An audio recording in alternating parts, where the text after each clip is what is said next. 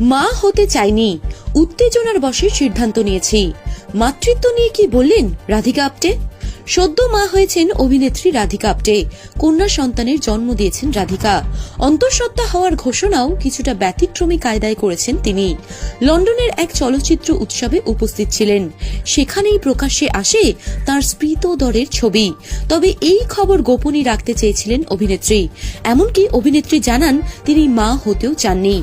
নিজের মাতৃত্ব সফরকে বোকামি বলেই সম্বোধন করেছেন রাধিকা। 2011 সালে ব্রিটিশ সঙ্গীত শিল্পী এবং সুরকার বেনেডিক্ট টেলরের সঙ্গে লন্ডনে একত্রবাস শুরু করেন রাধিকা। পরের বছর জানা যায় আইনি বিয়ে সেরেছেন তারা। বিয়ের 12 বছর পর অন্তঃসত্ত্বা হন অভিনেত্রী। রাধিকা স্পষ্ট জানান তিনি বা তার স্বামী কোনোভাবেই পরিবার পরিকল্পনা করেননি। রাধিকার কথায়, আমার মা হওয়ার ব্যাপারটাই একটা বোকামির মতো। উৎসাহ বা